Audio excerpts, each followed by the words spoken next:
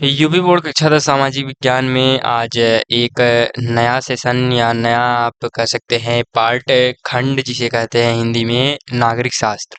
4 खंड हैं टोटल। पहला आपका हो जाएगा इतिहास, दूसरा भूगोल, तीसरा नागरिक शास्त्र और चौथा अर्थशास्त्र। मेरे भाई हमने 2 खंड को कवर कर लिया है, इतिहास और भूगोल वाले पार्ट को कवर कर लिया है। अगर अभी तक आपने उन वीडियोस को नहीं देखा है तो प्लेलिस्ट लिंक डिस्क्रिप्शन में लगा हुआ है, आप उस पर क्लिक करके उन सभी वीडियोस को देख सकते हैं। और आज हम नागरिक शास्त्र के पहले अध्याय को स्टार्ट करने जा रहे हैं जिसका नाम है सत्ता की साझेदारी।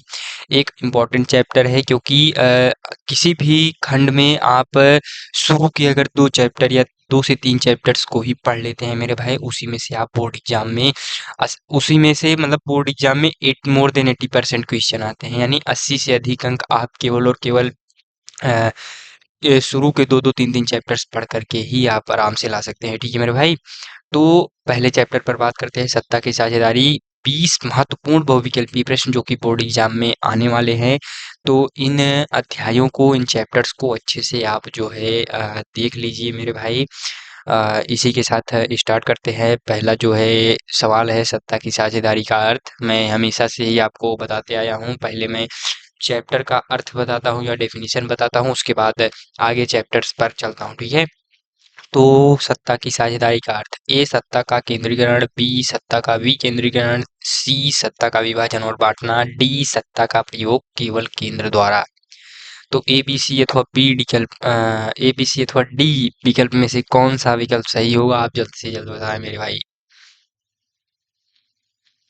तो इसका जो है आपके लिए इसका सी विकल्प सही हो जाएगा, सत्ता का विभाजन और बांटना। सत्ता की साझेदारी, साझेदारी क्या मतलब आप जानते ही हो, शेयरिंग, तो यानी विभाजन, ठीक है, या बांटना, ठीक है।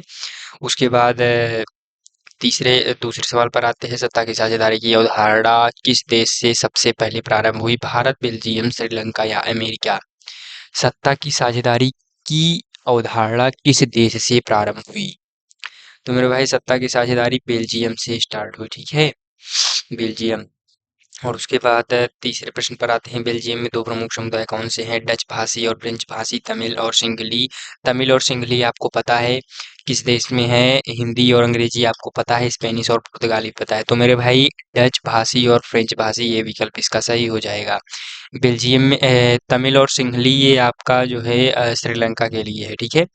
इस चैप्टर में 2 मुख्य देश हैं, पहला बेल्जियम है और दूसरा श्रीलंका।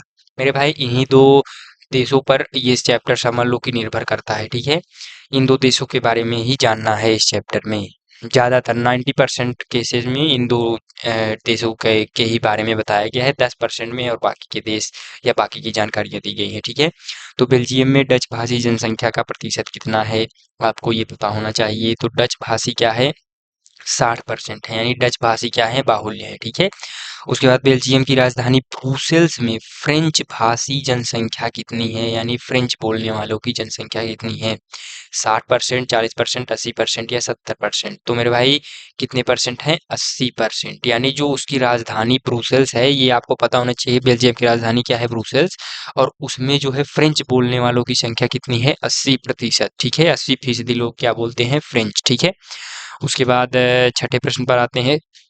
उसके पहले मैं आपको फिर से आज बता देता हूँ मार्क बूस्टर सीरीज के बारे में। अगर अभी तक आपने उसे ज्वाइन नहीं किया है तो ज्वाइन कर लीजिए, क्योंकि वो टोटली फ्री ऑफ कॉस्ट है और उसमें बहुत सारी चीज़ें होंगी। ओवरऑल मैं आपको बता देता हूँ, अगर आप उसको ज्वाइन करते हैं तो आपके 10 से 15% अंक आराम से बूस्ट होंगे, ठीक है मेरे भाई। तो उसको जल्द से जल्द ज्वाइन कर लीजिए। छठे प्रश्न पर आते हैं। बेल्जियम ने सत्ता की साझेदारी के लिए कौन सी व्यवस्था अपनाई: तानाशाही, सामंतवादी शासन, संघीय शासन या राजतंत्र। बेल्जियम ने सत्ता की साझेदारी के लिए कौन सी व्यवस्था, तो मेरे भाई संघीय शासन की व्यवस्था अपनाई, ठीक है। उसके बाद श्रीलंका में बहुसंख्यक समुदाय कौन सा है: तमिल, सिंहली, डच या फ्रेंच। डच और फ्रेंच तो आपको पता है बेल्जियम। तमिल तो तमिलनाडु यानी अपने इंडिया में ज़्यादा से ज़्यादा बोला जाता है, जैसे तमिलनाडु वगैरह क्षेत्र में। तो आपका बी ऑप्शन सही हो जाएगा, सिंघली, ठीक है। सिंघली बोलने वाले अधिक हैं वहाँ पर, ठीक है। श्रीलंका की कुल जनसंख्या में सिंघली समुदाय का कितना प्रतिशत है, तो आपका सी विकल्प सही हो जाएगा, 74%, ठीक है। 74% सिंहली बोलने वाले हैं, ठीक है। उसके बाद श्रीलंका में तमिल समुदाय का प्रतिशत कितना है? तो अगर वहाँ पे 74 है तो मेरे भाई इसका ए विकल्प सही हो जाएगा, 18%, ठीक है।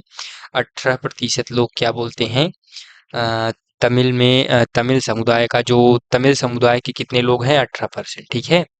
उसके बाद श्रीलंका की राजधानी कौन सी है? आपको पता होगा, ए विकल्प सही कोलंबो, ये बताने की आपको आवश्यकता नहीं है। उसके बाद श्रीलंका में किस समुदाय समुदाय के साथ भेदभाव किया गया? तो इसका कौन सा, ये इजी प्रश्न, बहुत इजी प्रश्न है, तो इसलिए मैं इसमें समय नहीं दे रहा हूँ। तो तमिल के समुदाय के साथ जो है भेदभाव किया गया। श्रीलंका में किस वर्ष नया संविधान लागू किया गया जिसने सिंहली को एकमात्र राजभाषा बनाया? 1948, 1956, 1965, 1972? जल्दी से बताइए मेरे भाई, ये सवाल थोड़ा सा टफ है, तो इसमें मैं आपको समय दे रहा हूँ। तो किस वर्ष? तो 1956 में, ठीक है। 13वें प्रश्न पर आते हैं। श्रीलंका में तमिलों द्वारा बनाया गया संगठन कौन सा था? डीएमके, एलटीटीई, आईएनसी, टीयूएलएफ? तो इनमें से जो है संगठन कौन सा था? तो एलटीटीई, ठीक है, ये था एल डबल टी ई। तो ये श्रीलंका में तमिलों द्वारा बनाया गया संगठन था, ठीक है। फुल फॉर्म तो अभी वैसे मुझे पता नहीं है, लेकिन इसका फुल फॉर्म आप कमेंट बॉक्स में टाइप करें। बेल्जियम में सत्ता की साझेदारी को क्या कहा जाता है, या सत्ता साझेदारी को? बेल्जियम में सामुदायिक सरकार, लोकतांत्रिक सरकार, समाजवादी सरकार, संघीय सरकार? एपीसी अथवा डी विकल्प में से कौन सा विकल्प सही होगा, जल्दी से बताइए मेरे मित्रों। तो इसका ए विकल्प सही हो जाएगा, सामुदायिक सरकार। फिर 15वें सवाल पर आते हैं। सत्ता की साझेदारी का मुख्य उद्देश्य क्या है? राजनीतिक स्थिरता, एक समुदाय का प्रभुत्व, विदेशी शासन, आर्थिक असमानता? 15वें प्रश्न का ए विकल्प सही हो जाएगा, राजनीतिक स्थिरता, ठीक है मेरे भाई। 16वें प्रश्न पर आते हैं। फिर से 15वां आ गया है, 15 यहाँ पे है। 16वें प्रश्न पर आते हैं।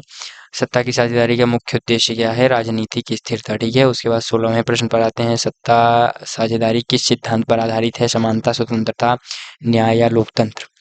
तो इसका डी विकल्प सही हो जाएगा, लोकतंत्र पर आधारित है, ठीक है। उसके बाद भारत में सत्ता की साझेदारी का उदाहरण है राष्ट्रपति शासन, संघीय प्रणाली, केंद्रीय शासन, राजतंत्र? तो भारत में सत्ता की साझेदारी का उदाहरण क्या है? संघीय प्रणाली, ठीक है। उसके बाद 18वें सवाल पर आते हैं। सत्ता साझेदारी का कौन सा प्रकार है? क्षैतिज, ऊर्ध्वाधर, सामुदायिक, उपरोक्त सभी? तो इसका मेरे भाई डी विकल्प सही हो जाएगा, उपरोक्त सभी। सत्ता साझेदारी का कौन सा प्रकार है? उपरोक्त सभी सामुदायिक भी है, ऊर्ध्वाधर भी है और क्षैतिज भी है। क्षैतिज सत्ता साझेदारी किसके बीच होती है? केंद्र और राज्य, विधायिका, कार्यपालिका और न्यायपालिका, जनता और सरकार, पंचायत और नगर पालिका? सोच समझ करके इसका जवाब दीजिए, ये महत्वपूर्ण प्रश्न है।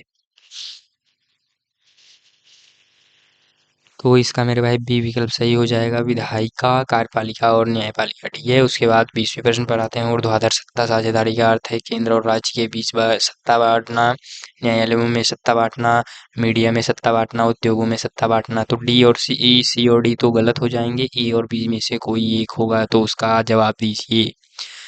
तो इसमें मेरे भाई ए विकल्प सही हो जाएगा, केंद्र और राज्य के बीच सत्ता बांटना क्या कहलाता है? ऊर्ध्वाधर सत्ता साझेदारी कहलाता है, या ऊर्ध्वाधर सत्ता साझेदारी का अर्थ, ठीक है। तो यहाँ पे संघवाद में भी मैं 20 एमसीक्यूज को या 20 बहुविकल्पीय प्रश्न, मल्टीपल चॉइस क्वेश्चंस को डिस्कस करने वाला हूँ, जो कि 2026 बोर्ड एग्जाम में निश्चित रूप से यहाँ से सवाल आएंगे। इसकी पूरी की पूरी संभावना है मेरे भाई। तो इन सभी प्रश्न को आप अच्छे से तैयार कर लीजिए, और इसी के साथ मैं पहले प्रश्न को स्टार्ट करता हूँ। आप हर प्रश्न का जवाब खुद से देने का ट्राई करें, अगर नहीं आता तो उसको दोबारा से मेरे आंसर बताए गए उत्तर को देखें और उसे याद करने का प्रयास करें, ठीक है। तो पहला क्या है? संघवाद का अर्थ है सत्ता का केंद्रीकरण, सत्ता का विभाजन, केंद्र और राज्य के बीच सत्ता केवल केंद्र के पास होना, सत्ता जनता के पास होना। संघवाद का क्या अर्थ है, जल्दी से बताओ मेरे भाई। संघवाद का अर्थ है मेरे भाई सत्ता का विभाजन केंद्र और राज्य के बीच। ठीक है, केंद्र और राज्य के बीच क्या हो, सत्ता का विभाजन हो, उसी को क्या कहते हैं, संघवाद। ठीक। अब उसके बाद भारत में शासन प्रणाली कैसी है? एकात्मक, संघीय, तानाशाही, साम्यवादी। कैसी प्रणाली है मेरे भाई भारत में? भारत में संघीय शासन प्रणाली है। कैसी प्रणाली है? संघीय शासन प्रणाली, जिसमें क्या है कि सत्ता का विभाजन केंद्र और राज्य दोनों के बीच में है। ठीक है। उसके बाद तीसरे प्रश्न पर आते हैं। संघीय व्यवस्था में शक्ति का विभाजन किनके बीच होता है? केंद्र और राज्य, राष्ट्रपति और प्रधानमंत्री, लोकसभा और राज्यसभा, कार्यपालिका और न्यायपालिका। संघीय व्यवस्था में शक्ति का विभाजन केंद्र और राज्य के बीच होता है। अभी अभी हमने ऊपर डिस्कस किया। चौथे प्रश्न पर आते हैं। भारत का संविधान संघीय है लेकिन झुकाव किस ओर है? राज्य सरकार की ओर, केंद्र सरकार की ओर, पंचायत की ओर, स्थानीय सरकार की ओर। मेरे भाई जल्दी से इस सवाल का जवाब दीजिए।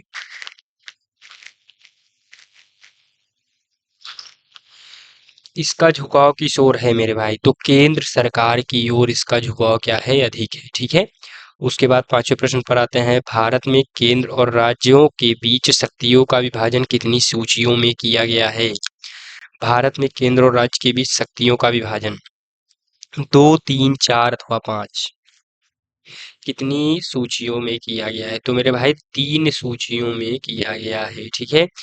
छठे प्रश्न पर आने से पहले मैं फिर से आज आपको बता देता हूँ, ज्वाइन फ्री मार बूस्टर सीरीज व्हाट्सएप नंबर 9598509666 पर आप जो है मुझे हैशटैग मार बूस्टर सीरीज लिख करके अगर सेंड करते हैं तो मैं मेरे भाई आपको उस सीरीज में ज्वाइन करा दूंगा, जो कि टोटली फ्री ऑफ कॉस्ट है। और इसको अगर आप ज्वाइन करते हो तो मेरे भाई आपके निश्चित रूप से ज्वाइन करते हो, साथ ही साथ अच्छे से इस सीरीज को फॉलो करते हो। ठीक है। तो मेरे भाई आपके निश्चित रूप से 10 से 15% का इंक्रीमेंट होगा आपके रिजल्ट में। ठीक है। तो इसको जल्द से जल्द ज्वाइन कर लो मेरे भाई। इसी के साथ छठे प्रश्न पर आते हैं। भारतीय संविधान की 3 सूचियां कौन सी हैं? केंद्रीय सूची, राज्य सूची, समवर्ती सूची, सरकारी सूची, नागरिक सूची, न्यायिक सूची। सी राष्ट्रीय सूची, प्रांतीय सूची, स्थानीय सूची। डी जन सूची, अधिकारी सूची या राज्य सूची। तो मेरे भाई यहाँ पर बताइए 3 सूचियां कौन सी हैं? तो मेरे भाई इसका ए विकल्प सही हो जाएगा। केंद्रीय, राज्य और समवर्ती, ये 3 प्रकार की सूचियां हैं। ठीक है। उसके बाद 7वें प्रश्न पर आते हैं। केंद्रीय सूची में शामिल विषयों की संख्या 47, 66, 97 अथवा 100। केंद्रीय सूची में शामिल विषयों की संख्या, तो मेरे भाई केंद्रीय सूची में 97 विषय शामिल हैं। कितने, याद रखने योग्य बात है, 97 विषय। उसके बाद राज्य सूची में कितने विषय शामिल हैं?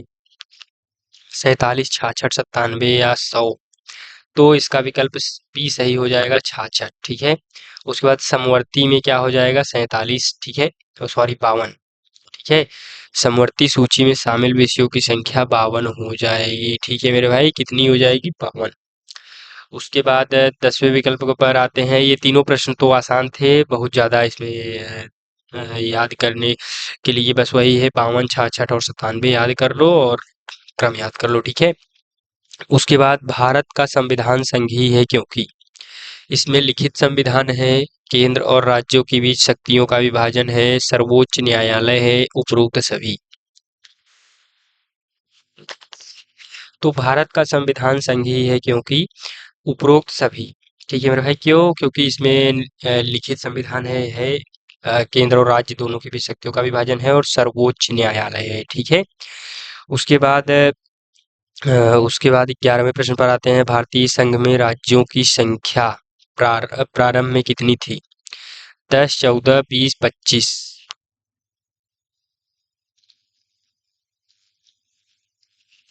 तो मेरे भाई राज्यों की संख्या प्रारंभ में 14 थी। ठीक है। केवल 14 ही राज्य थे। ठीक। उसके बाद 12वें प्रश्न पर आते हैं। भारत में राज्यों का पुनर्गठन किस आधार पर किया गया? आर्थिक आधार पर, धार्मिक आधार पर, भाषाई आधार पर, भौगोलिक आधार पर। राज्यों का पुनर्गठन मेरे भाई भौगोलिक भाषाई आधार पर किया गया। किस आधार पर? भाषाई आधार पर। ठीक। राज्यों का पुनर्गठन राज्यों का पुनर्गठन आयोग कब बना? 1948, 53, 56 या 62?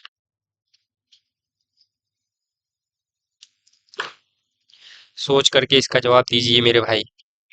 राज्यों का पुनर्गठन आयोग 1953 ईस्वी में बना, ठीक है। उसके बाद 14वें प्रश्न पर आते हैं।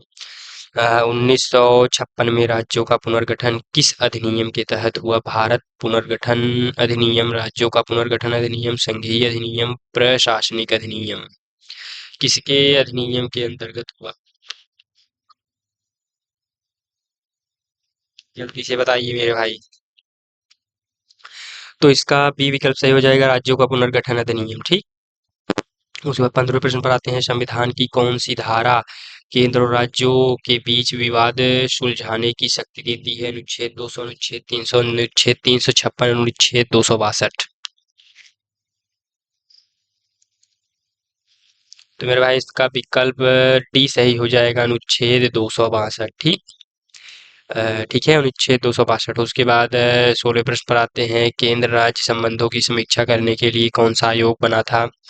राज्य पुनर्गठन आयोग, मंडल आयोग, सरकार आयोग, नीति आयोग?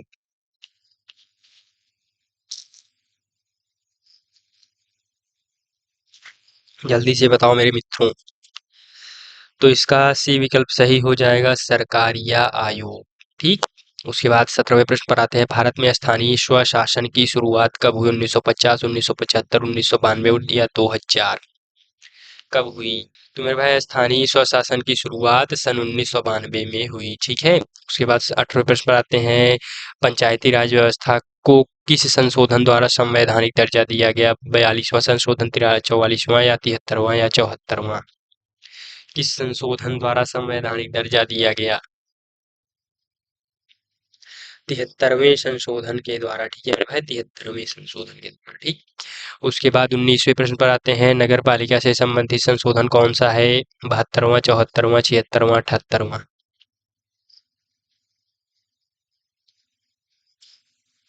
नगर पालिका से संबंधित संशोधन 74वां संशोधन है, ठीक है। उसके बाद 20वें प्रश्न पर आते हैं। संघीय शासन प्रणाली का सर्वोत्तम लाभ है? तानाशाही शासन, जनता की भागीदारी और विकेंद्रीकरण, सत्ता का केंद्रीकरण, भ्रष्टाचार? तो इसका मेरे भाई बी विकल्प सही हो जाएगा, जनता की भागीदारी और विकेंद्रीकरण। नया अध्याय जो कि जाति, धर्म और लैंगिक मसले, ये तीसरा अध्याय है नागरिक शास्त्र का। और इसके पहले मैंने भूगोल और इतिहास के जो है सभी बहुविकल्पी प्रश्नों को या टॉप 20 बहुविकल्पी प्रश्नों को डिस्कस कर दिया है। उन वीडियोस को अगर अभी तक आपने नहीं देखा है तो उन वीडियोस को भी देख लें, क्योंकि पूरा मैंने एकदम अच्छे तरीके से प्लेलिस्ट में बना करके रखा हुआ है। चैनल पर जा करके आप देख सकते हैं, ठीक है। उसके बाद इस चैप्टर पर आते हैं जो कि जाति, धर्म और लैंगिक मसले। इसमें जो है भी मैं 20 महत्वपूर्ण जो है बहुविकल्पी प्रश्न को डिस्कस करने वाला हूँ मेरे भाई। इन सवालों को अगर आप हल कर लेते हो, याद कर लेते हो सही से, अगर आप याद कर लेते हो मेरे भाई, तो बोर्ड एग्जाम में इसी में से एक एक सवाल, जो भी एक दो सवाल आने होंगे बोर्ड एग्जाम में आपके, तो वो यहाँ से जो है यहीं से आएंगे। आप अगर याद कर लोगे तो आपके बन जाएंगे, ठीक है।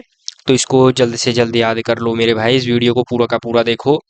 तो यहाँ पर स्टार्ट करते हैं, क्योंकि समय कम है मेरे भाई। बोर्ड एग्जाम जल्द ही आने वाला है, लगभग दो दो तीन तीन महीने हैं। अभी नवंबर में पब्लिश हो रहा है, तो मेरे भाई अभी नवंबर, दिसंबर, जनवरी 3 ही महीने हैं।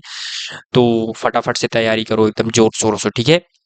तो पहला सवाल, लोकतंत्र में सत्ता का विभाजन किस पर आधारित होना चाहिए? धन पर, धर्म पर, जनसंख्या पर या समानता पर?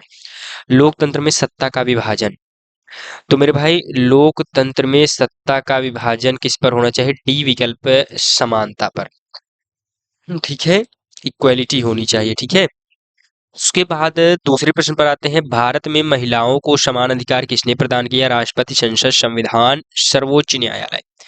तो आप अगर खुद से सोचोगे तो इसका जवाब मिल जाएगा, दिमाग पर थोड़ा सा जोर दोगे, सी विकल्प सही हो जाएगा, संविधान, ठीक है। तीसरे प्रश्न पर आते हैं। राजनीति में लैंगिक भेदभाव का अर्थ है? महिलाओं को समान अवसर देना, पुरुषों और महिलाओं में समान भागीदारी, महिलाओं के साथ असमान व्यवहार करना, दोनों में समान सम्मान।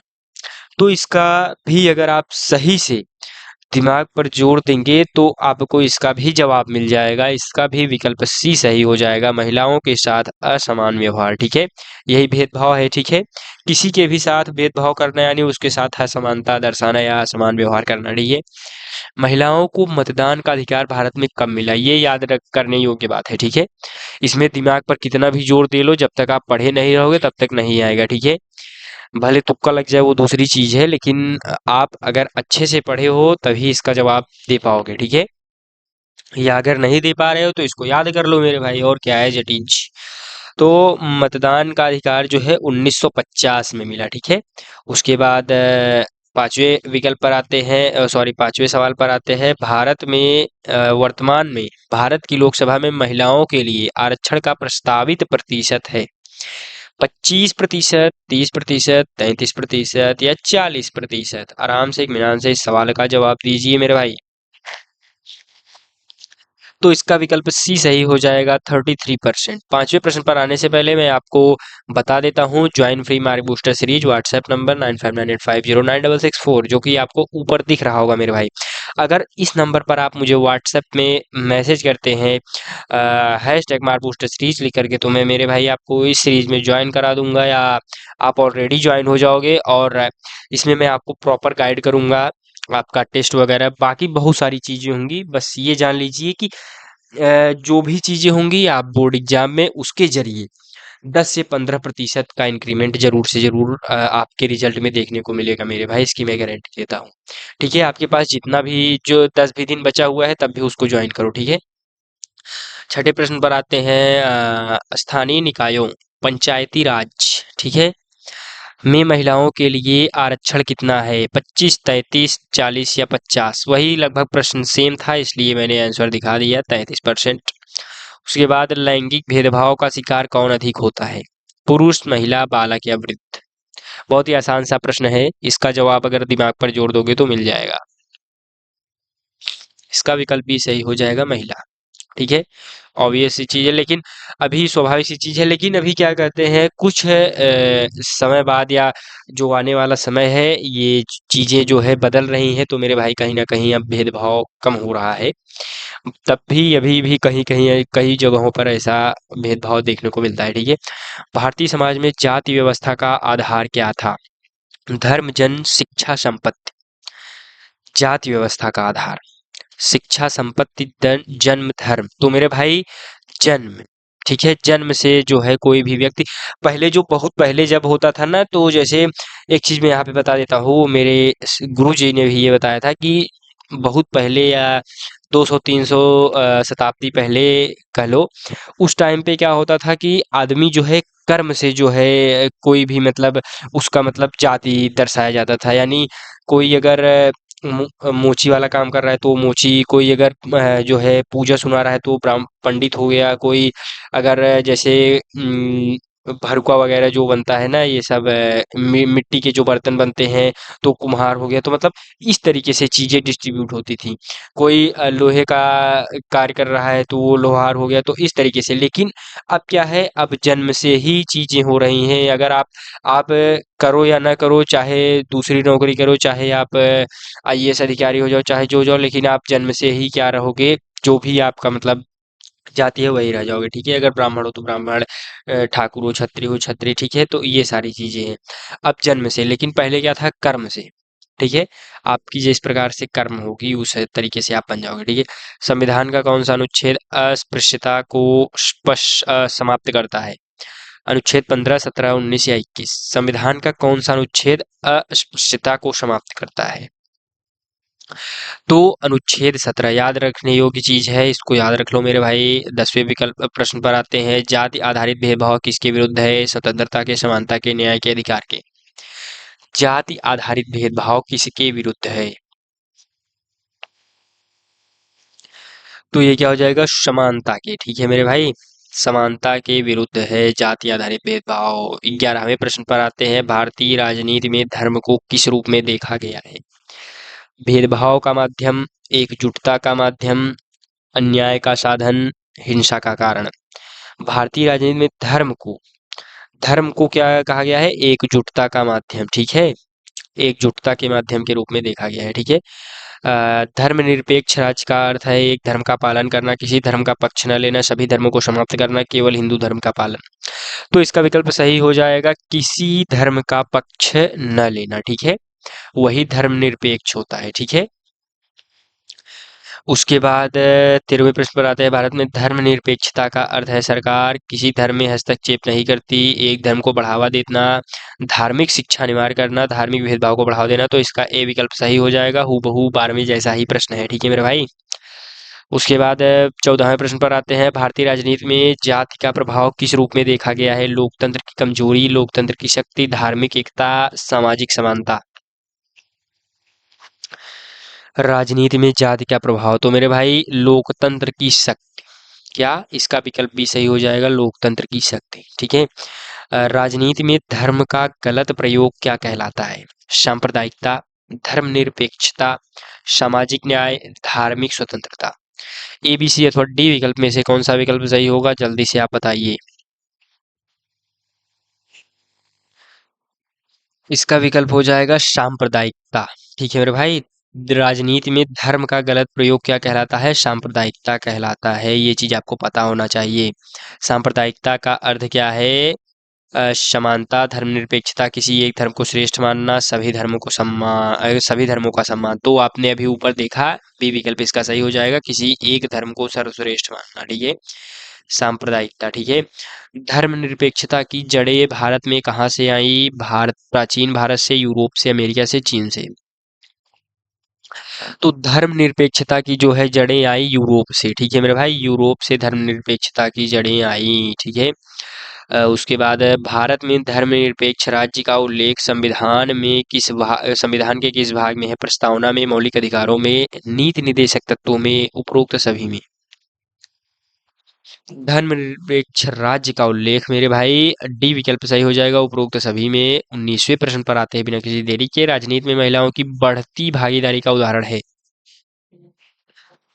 तो पंचायत चुनाव में महिलाओं का चुना जाना, संसद का विघटन, जातिगत राजनीति, धार्मिक संगठन।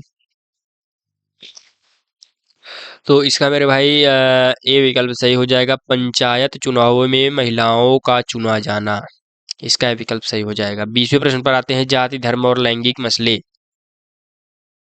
अध्याय का मुख्य उद्देश्य है समाज में असमानता को बढ़ाना, असमानता को समाप्त कर समानता स्थापित करना, एक धर्म को बढ़ावा देना, जाति व्यवस्था को मजबूत करना। इसमें से कौन सा विकल्प सही होगा? आराम से सोच करके जवाब दो, बहुत ही महत्वपूर्ण प्रश्न है। तो इसका मेरे भाई बी विकल्प सही हो जाएगा, असमानता को समाप्त कर समानता स्थापित करना, ठीक है। असमानता को समाप्त कर समानता को स्थापित करना ही जाति, धर्म और लैंगिक मसले अध्याय का मुख्य उद्देश्य है, ठीक है मेरे भाई। फिर भी स्टार्ट करते हैं वीडियो को। राजनीतिक दल क्या है? सरकार का हिस्सा, लोगों का समूह जो चुनाव लड़ता है और सरकार बनाता है, समाज का वर्ग, धार्मिक संगठन। ये सारी चीज़ें फॉर्मेलिटी करनी पड़ती है मेरे भाई, क्योंकि अभी यूट्यूब में मैं अभी नया नया इंटर किया हूँ, तो लोग जानते नहीं हैं मुझे, इस नाते इतना सारा कुछ तामझाम करना पड़ता है, नहीं तो ऐसे डायरेक्ट सीधा आओ पढ़ा के जाओ, ये 3-5 करने से कोई मतलब नहीं है, ठीक है। तो पहला प्रश्न जो है, आप इसका अर्थ सॉरी इसका मतलब अर्थ कह लो या राजनीतिक दल क्या है, इसके बारे में आप बताओ। तो राजनीतिक दल का मतलब क्या है मेरे भाई? लोगों का समूह जो चुनाव लड़ता है और सरकार बनाता है, राजनीतिक दल कहलाता है, ठीक है। लोगों का समूह जो चुनाव लड़ता है और सरकार बनाता है, वो क्या कहलाता है? राजनीतिक दल, ठीक है। इसका विकल्प आपका जो है बी विकल्प सही हो जाएगा। उसके बाद अगले प्रश्न पर आते हैं मेरे मित्रों। तो आंसर देख लिया। भारत में राजनीतिक दलों की संख्या लगभग कितनी है? 10, 50, 100 से अधिक, 200 से अधिक। राजनीतिक दलों की संख्या मेरे मित्रों कितनी है? तो 200 से अधिक। आप समझ सकते हो भारत में राजनीतिक दल कितने अधिक हैं, ठीक है। 200 से अधिक का मतलब समझ लो कि बहुत ही ज़्यादा राजनीतिक दल है, एक तरीके से मान लो। उसके बाद तीसरे सवाल पर आते हैं। भारत में राजनीतिक दलों की मान्यता कौन देता है? राष्ट्रपति, संसद, निर्वाचन आयोग या सर्वोच्च न्यायालय? तो ए, बी, सी अथवा डी विकल्प में से कौन सा विकल्प सही है मेरे मित्रों? इसको 2 से 3 सेकंड का समय लो, उसके बाद इसका जवाब दो।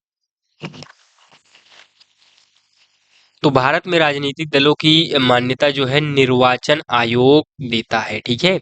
उसके बाद चौथे प्रश्न पर आते हैं, राष्ट्रीय दल के रूप में मान्यता पाने के लिए दल को कितने राज्यों में मान्यता प्राप्त होनी चाहिए? 2 राज्य, 3 राज्य, 4 राज्य या 5 राज्य? तो ए, बी, सी अथवा डी विकल्प में से कौन सा विकल्प सही है? फटाफट से इसका जवाब दीजिए। तो मान्यता पाने के लिए मेरे भाई 4 राज्यों की मान्यता प्राप्त होनी चाहिए, ठीक है।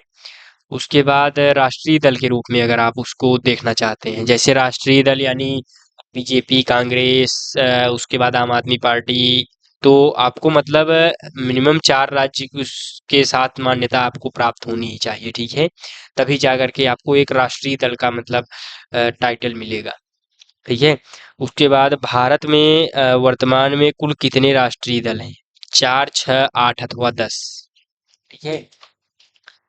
तो 4, 6, 8 अथवा 10 जल्दी से बताइए। तो ओवरऑल 8, ये सारी चीजें याद रखनी योग्य हैं। 4 जो है राज्यों की मान्यता होनी चाहिए और 8 राष्ट्रीय दल हैं भारत में। और बाकी वैसे देखो तो दल 200 से भी अधिक हैं, ठीक है, नॉर्मल। उसके बाद भारतीय राष्ट्रीय कांग्रेस की स्थापना कब हुई? 1985, 1905, 1947, 1950? ये मेरे भाई समझ लीजिए कि इतना महत्वपूर्ण प्रश्न है। और भारतीय राष्ट्रीय कांग्रेस की स्थापना कब हुई, साथ ही साथ किन्होंने की, ये दोनों मतलब समझ लीजिए कि इतनी बार पूछ लिया है, मैंने कम्युनिटी पोस्ट भी किया है इस पर। तो ये आपको पता होना ही चाहिए बोर्ड एग्जाम में अगर आप बैठ रहे हो। तो 1885 ईस्वी में ए ओ ह्यूम ने की थी, एलेन ऑक्टेवियम ह्यूम ने, ठीक है। इसकी मतलब जो है स्थापना में नेतृत्व किया, ठीक है। उसके बाद भारतीय जनता पार्टी बीजेपी की स्थापना स्थापना कब हुई थी? 1947, 1951, 1980 या 1990? भारतीय जनता पार्टी की स्थापना तो मेरे भाई 1980 में हुई। सबसे पहले मुझे लगता है कांग्रेस ही था, क्योंकि उस टाइम पे शायद कांग्रेस की ही पार्टी से वो जवाहरलाल नेहरू जी जीते थे, ठीक है। तो 1980 मान के चलो, या 1980 ही है। बहुदलीय प्रणाली किस देश में है? अमेरिका, इंग्लैंड, भारत या चीन? बहुदलीय प्रणाली, ठीक है। बहुदलीय प्रणाली क्या है, इसके बारे में आप कॉपी में लिखो या कमेंट में टाइप करो, ठीक है मेरे भाई, वो चीज़ आपको पता होनी चाहिए, क्योंकि 2 नंबर या 2 नंबर में टिप्पणी करने के लिए आ गया तो ये आ जाएगा, ठीक है। तो इस नाते इसको याद रख लो। तो भारत भारत में बहुदलीय बहुदलीय प्रणाली है, ठीक है। उसके बाद एक दलीय प्रणाली किस देश में है? भारत, अमेरिका, चीन या जापान? तो आपको पता होगा सी विकल्प इसका सही हो जाएगा, चीन में एक दलीय प्रणाली है, ठीक है मेरे भाई। उसके बाद 10वें प्रश्न पर आते हैं, द्विदलीय प्रणाली किस देश में है? भारत, अमेरिका, जापान या चीन? तो इसका बी विकल्प सही हो जाएगा, अमेरिका में द्विदलीय प्रणाली है, बहुदलीय भारत में, एक दलीय चीन में, ठीक है। उसके बाद राजनीतिक दलों का प्रमुख कार्य क्या है? खेल प्रतियोगिता आयोजित करना, चुनाव में भाग लेना, शिक्षा देना या अदालत चलाना? तो राजनीतिक दलों का प्रमुख कार्य क्या है मेरे भाई? राजनीतिक दलों का प्रमुख कार्य है बी, चुनाव में भाग लेना, ठीक है। चुनाव में भाग लेना ही राजनीतिक दलों का प्रमुख कार्य है। 12वें प्रश्न पर आते हैं, राजनीतिक दलों की कमी क्या है? जनमत बनाना, भ्रष्टाचार फैलाना, सरकार चलाना, सामाजिक सेवा? राजनीतिक दलों की कमी क्या है? तो इसका विकल्प भी सही हो जाएगा, भ्रष्टाचार फैलाना राजनीतिक दलों की सबसे बड़ी कमी है, ठीक है मेरे भाई। चुनाव चिन्ह किसे प्रदान किया जाता है? उम्मीदवार को, पार्टी को, निर्वाचन आयोग को, मतदाता को? चुनाव चिन्ह चुनाव चिन्ह मेरे भाई आपको पार्टी को जो है प्रदान किया जाता है, ठीक है। कोई भी पार्टी होती है उसी का चुनाव चिन्ह होता है, जैसे बीजेपी का कमल है, आपके कांग्रेस का पंजा है, उसके बाद झाड़ू आम आदमी पार्टी का, और हाथी बसपा का, ठीक है, बहुजन समाजवादी पार्टी का, इस प्रकार से, ठीक है। साइकिल समाजवादी पार्टी का, तो इस तरीके से है, ठीक है। उसके बाद निर्वाचन आयोग दलों की पहचान किस आधार पर करता है? विचारधारा, नाम, चुनाव चिन्ह या नेता? निर्वाचन आयोग दलों की पहचान तो विचारधारा, नाम, चुनाव चिन्ह या नेता। तो मेरे भाई इसका विकल्प सी सही हो जाएगा, चुनाव चिन्ह। ठीक है, चुनाव चिन्ह के आधार पर करता है। भारत का सबसे पुराना राजनीतिक दल कौन सा है? भारतीय जनता पार्टी, बहुजन समाज पार्टी, भारतीय राष्ट्रीय कांग्रेस, आम आदमी पार्टी। तो मेरे भाई इसका विकल्प सही हो जाएगा, भारतीय राष्ट्रीय कांग्रेस। ठीक है, ठीक है कि नहीं? उसके बाद अ, यहाँ पर आते हैं, बहुजन समाज पार्टी बीएसपी का प्रमुख आधार है उच्च वर्ग, पिछड़े वर्ग, दलित व कमजोर वर्ग, व्यापारी वर्ग। जल्दी से इस सवालों का जवाब दीजिए। तो इसका विकल्प सी सही हो जाएगा, दलित व कमजोर वर्ग। ठीक है, दलित व कमजोर वर्ग क्या है? बहुजन समाजवादी पार्टी का प्रमुख आधार है। 7वें प्रश्न पर आते हैं, भारतीय कम्युनिस्ट पार्टी, ठीक है, CPI, communist party of India की स्थापना कब हुई? 1915, 1925, 1930 या 1947? ये रहा 1000 करोड़ का प्रश्न, जिसमें अगर आप जीतते हैं तो आपको मिलेगा 1 अंक। बी विकल्प इसका सही हो जाएगा, 1925। उसके बाद 18वें प्रश्न पर आते हैं, चुनावों में समान अवसर किसके लिए आवश्यक है? केवल बड़े दलों के लिए, राजनीति सभी राजनीतिक दलों के लिए, केवल सत्ताधारी दल के लिए, केवल नए दलों के लिए। तो ए, बी, सी अथवा डी विकल्प में से कौन सा विकल्प सही होगा? जल्दी से जवाब दीजिए। तो इसका विकल्प भी सही हो जाएगा, राजनीति दलों के लिए। ठीक है मेरे भाई, किसके लिए? राजनीति दलों के लिए, सभी राजनीति दलों के लिए। ठीक है, उसके बाद 19वें प्रश्न पर आते हैं, राजनीतिक दलों को सुधारने के लिए क्या आवश्यक है? जनता की निष्क्रियता, निर्वाचन आयोग की निष्पक्षता, नेता की एकाधिकारिता, मीडिया की चुप्पी। तो इसका कौन सा विकल्प सही हो जाएगा मेरे मित्रों? जल्दी से बताइए, इसका जवाब दीजिए। तो इसका विकल्प भी सही हो जाएगा, निर्वाचन आयोग की निष्पक्षता। एक सवाल और है, उसके बाद चैप्टर फिनिश हो जाएगा। लोकतंत्र में राजनीतिक दलों की आवश्यकता क्यों होती है? जल्दी से बताओ मेरे भाई, क्यों होती है?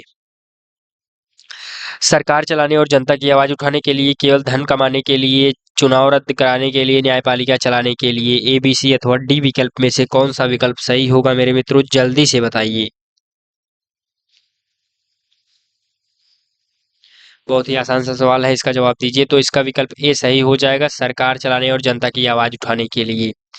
तो आप समझ सकते हो कि यहाँ पर मैंने 20 प्रश्न को आज फिर से डिस्कस कर दिया। उसी के साथ साथ आज मैंने एक एक्स्ट्रा चीज लेकर आया हूँ, तो इसको भी मैं आपको बता देता हूँ। जो महत्वपूर्ण टॉपिक है, बोर्ड एग्जाम फोकस 2025 में जो कि एक इम्पोर्टेंट टॉपिक है, उसको मैं यहाँ पर आपको डिस्कस कर रहा हूँ। ठीक है, थोड़ा सा इसको जूम आउट करता हूँ। हाँ, तो महत्वपूर्ण टॉपिक में सबसे पहला आता है राष्ट्रीय दल, उसके बाद निर्वाचन आयोग की भूमिका, ये चीज पढ़ लेना। दल प्रणाली, वही जो मैंने आपको कहा था, एक दलीय, द्विदलीय, बहुदलीय। ठीक है, ये आपको पता होना चाहिए। उसके बाद राजनीतिक दलों की कमियां व सुधार। ये जो 4 टॉपिक है मेरे भाई, हर साल पूछे जाते हैं, तो इसको जरूर से जरूर तैयार कर लो। ठीक है, ये 4 टॉपिक तो आपको पक्के होने ही चाहिए इस चौथे चैप्टर में। आप समझ रहे हो, चौथा चैप्टर है, ये 4 टॉपिक आराम से तैयार हो जाए, तभी आप बोर्ड एग्जाम में बैठे। ठीक है, तो इस 4 टॉपिक को तैयार कर लो। इसी के साथ मैं इस जो है चैप्टर को फिनिश करता हूँ। जो है नागरिक शास्त्र का आखिरी अध्याय, यानी कि 5वां अध्याय मेरे भाई, उसमें मैं आज फिर से लेकर के आ चुका हूँ आप सभी के लिए टॉप 20 एमसीक्यू, यानी 20 बहुविकल्पी प्रश्न, जो कि 2026 बोर्ड एग्जाम में पूछे जाने वाले हैं।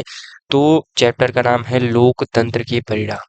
बहुत ही इम्पोर्टेंट चैप्टर है, लेकिन एक चीज मैं ये भी बता दूं कि इस चैप्टर से उतने ज्यादा जो है बहुविकल्पी प्रश्न पूछे नहीं गए हैं, लेकिन मेरे भाई 1 से 2 बहुविकल्पी प्रश्न आने की संभावना है। तो इस चैप्टर को भी आप तैयार कर लें, बहुत ही ज्यादा मतलब इसमें लिमिटेड नंबर ऑफ क्वेश्चंस हैं। तो इसी 20 क्वेश्चंस को अगर आप पढ़ लेते हो तो आपकी तैयारी मोर देन इनफ हो जाएगी कि आप बोर्ड एग्जाम में उन 1 से 2 सवालों को सही कर पाओगे। ठीक है, तो पहले सवाल पर आते हैं, लोकतंत्र का सबसे बड़ा गुण क्या है?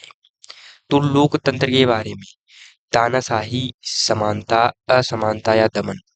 तो आपको दिख ही रहा होगा कि लोकतंत्र, अगर आप थोड़ा सा दिमाग पर जोर डालोगे तो आपको पता चल जाएगा इसका जवाब।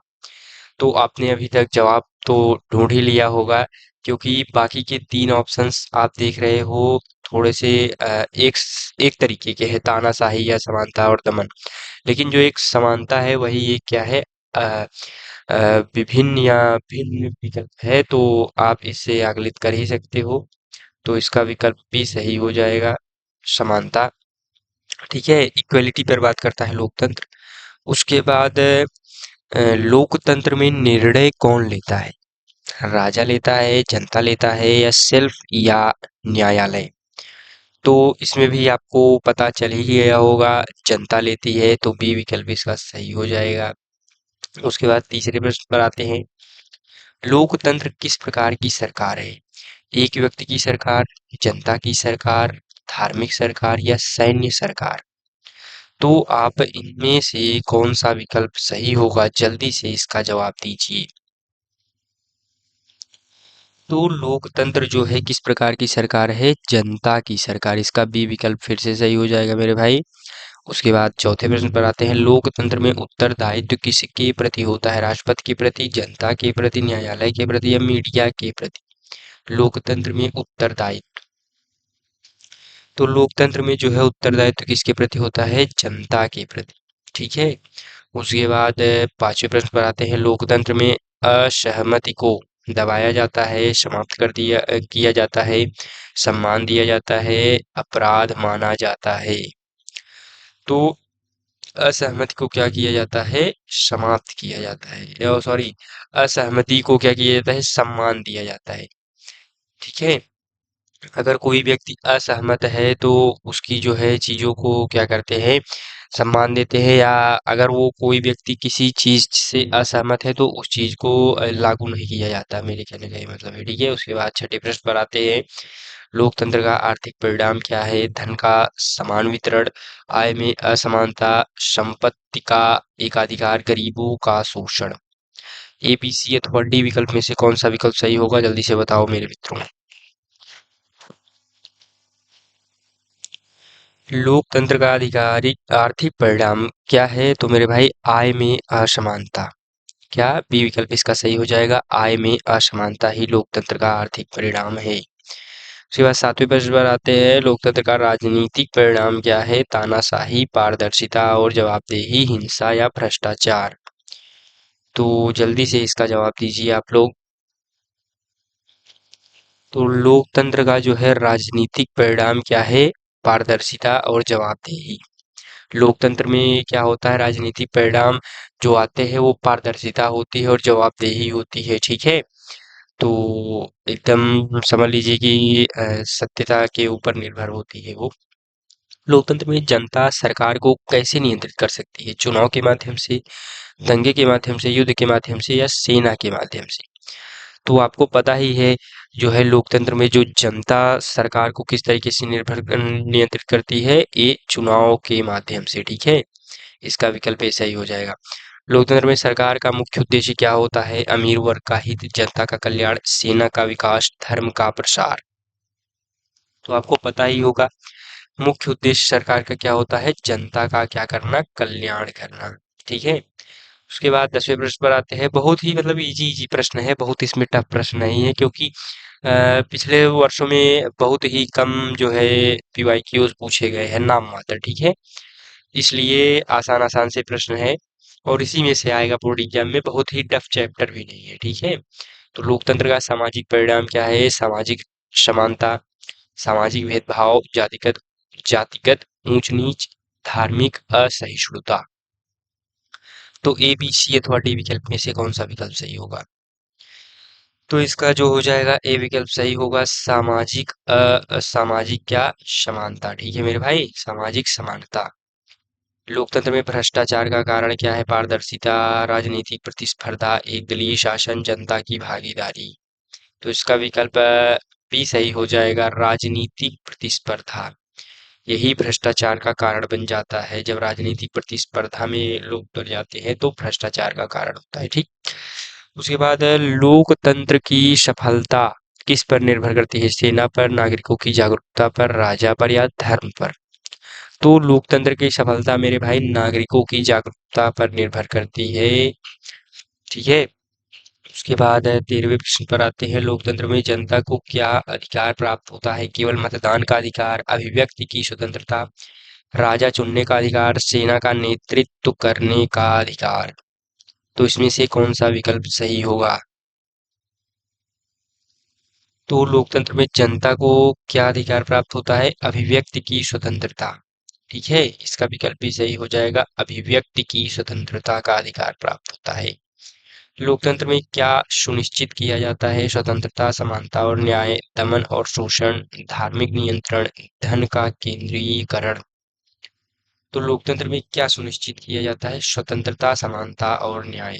ये विकल्प इसका सही हो जाएगा। 15वें प्रश्न पर आते हैं, लोकतंत्र में सबसे अधिक क्या पाया जाता है? हिंसा, अस्थिरता, जनता की भागीदारी, सेंसरशिप।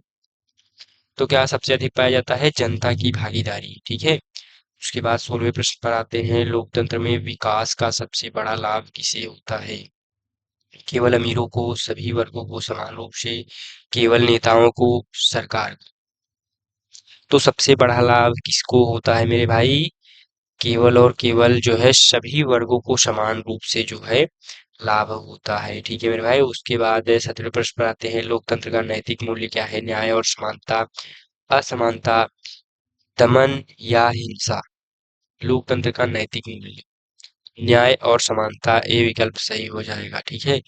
उसके बाद 17वें के बाद 18वें प्रश्न पर आते हैं, लोकतंत्र का सबसे बड़ा खतरा क्या है? धार्मिक स्वतंत्रता, भ्रष्टाचार और राजनीति में धनबल, जनता की जागरूकता या समान अवसर। तो इसका मेरे भाई कौन सा विकल्प सही होगा, जल्दी से बताओ। तो इसका जो है बी विकल्प सही हो जाएगा, भ्रष्टाचार और राजनीति में धनबल। ठीक है, यही सबसे बड़ा खतरा होता है। उसके बाद 19वां प्रश्न पर आते हैं, लोकतंत्र में सरकार की वैधता का आधार क्या है? सेना की शक्ति, जनता का समर्थन, राजा की आज्ञा या न्यायालय का आदेश। तो इसका विकल्प भी सही हो जाएगा, जनता का समर्थन। ठीक है मेरे भाई। उसके बाद 20वें प्रश्न पर आते हैं, लोकतंत्र में सरकार कैसी होनी चाहिए? जनता के प्रति जवाबदेह, मनमानी करने वाली, गुप्त या कठोर। तो इसका विकल्प आप जानते ही हो, बहुत ही आसान सा सवाल है। तो जनता के प्रति जवाबदेह, इस प्रकार की सरकार होनी चाहिए। ठीक है मेरे भाई। तो इसमें जो है 20 प्रश्न हो गए। उसके बाद कुछ जो है इम्पोर्टेंट टॉपिक्स पर को डिस्कस कर लेते हैं।